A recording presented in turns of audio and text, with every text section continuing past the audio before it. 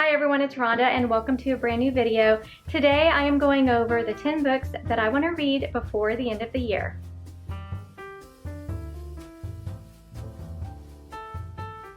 Now I know you guys probably don't want to think about this. I know I don't want to either, but we are nearing the end of the year. We only have 2.5 months left of 2025, if you can believe that.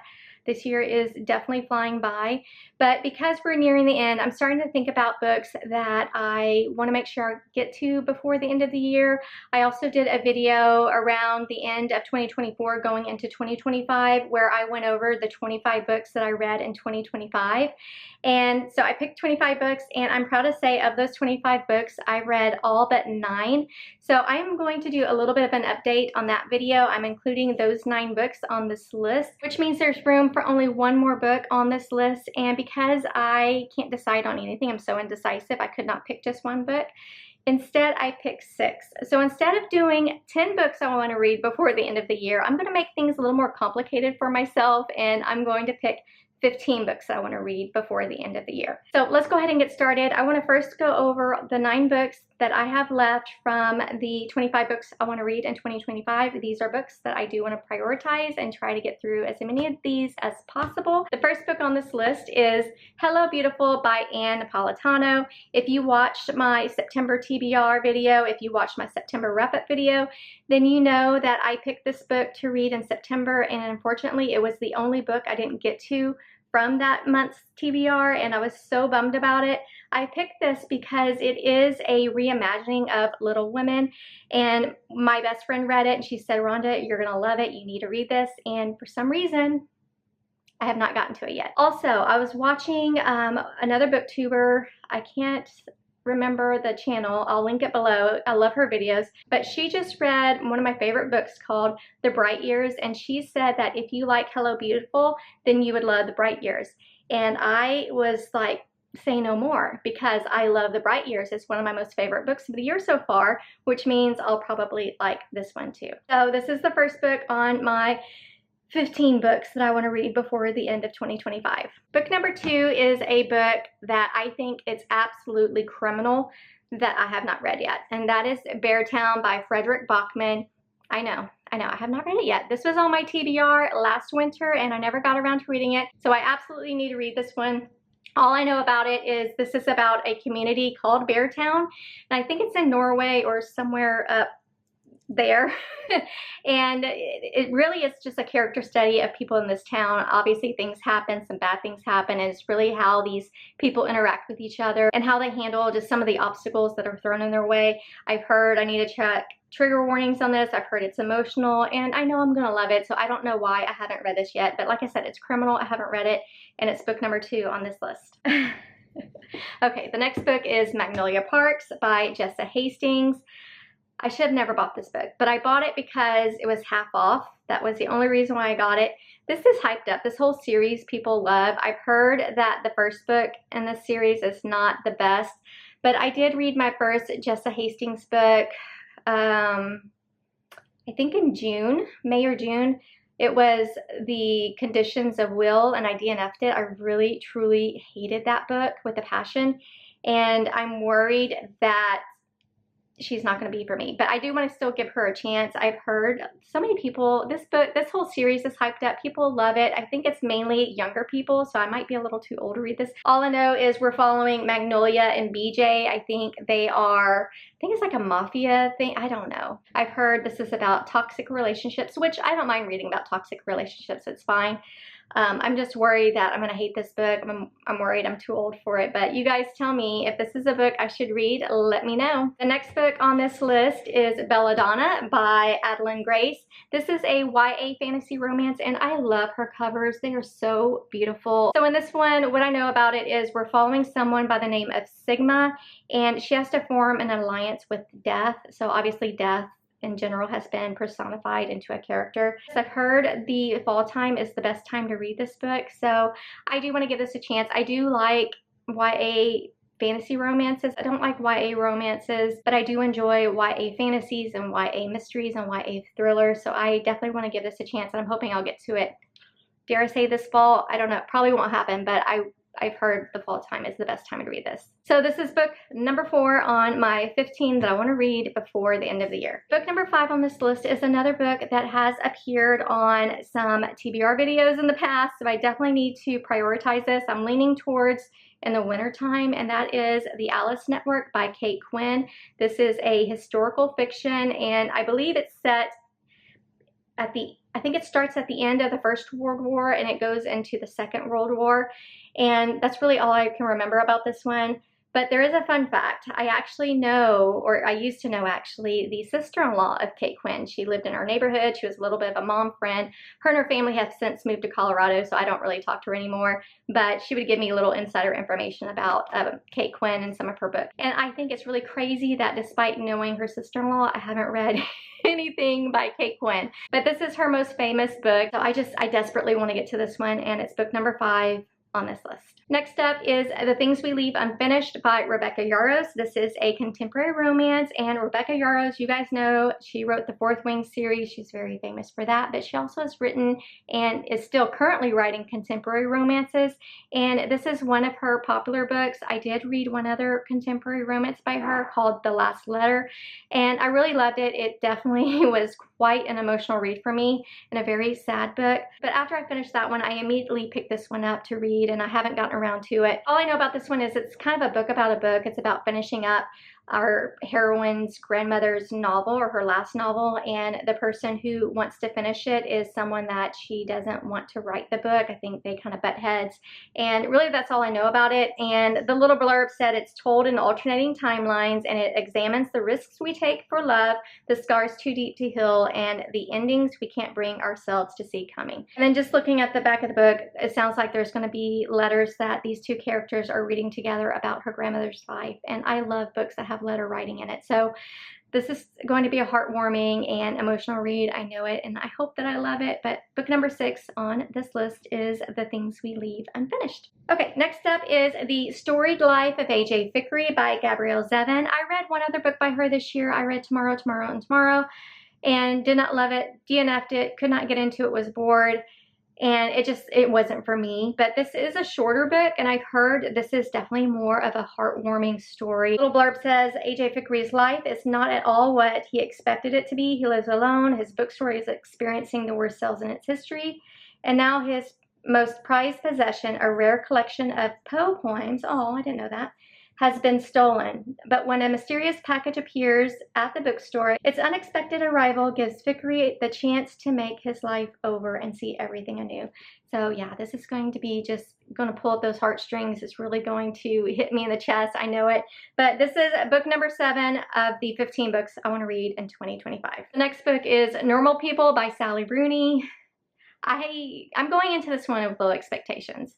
When I bought this book, I heard everyone was gushing about Sally Rooney and how great her books are, and I felt like this was one of her more popular ones. It's also a shorter book, which is why I got it. But since I have bought this book, I have heard nothing but bad things about it, and this has me nervous. So I'm going to go into this one with low expectations. But what I know about this one is it is about 2 people. I think they meet in high school. They're in different groups. They're like part of different cliques or something, and it's really about their story, I guess, through the years. So I guess it's kind of like a coming of age tale. It's going to be a character-driven book.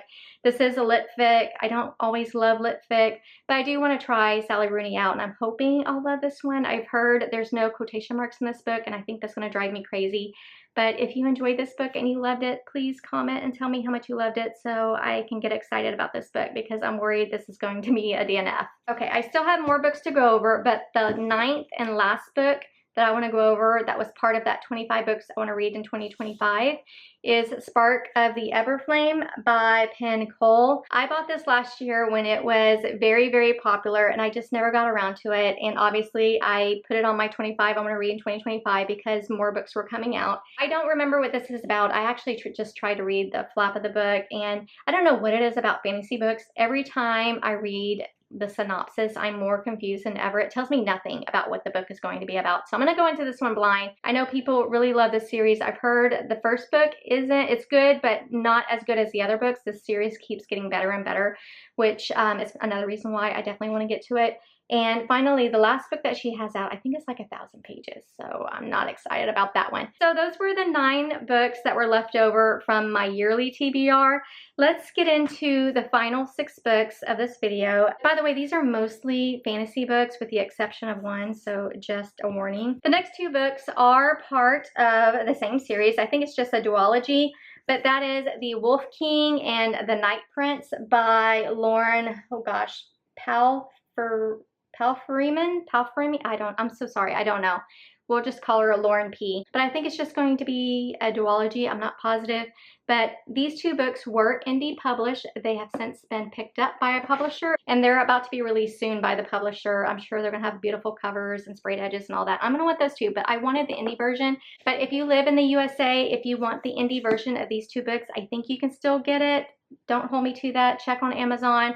But I bought these not that long ago, and I know you can't get them in other parts of the country, so you have to wait for it to be traditionally published if you don't have it already. But the blurb on this one reads, when a princess is kidnapped by an alpha, war rages between the humans and the wolves, but soon forbidden attraction starts to grow.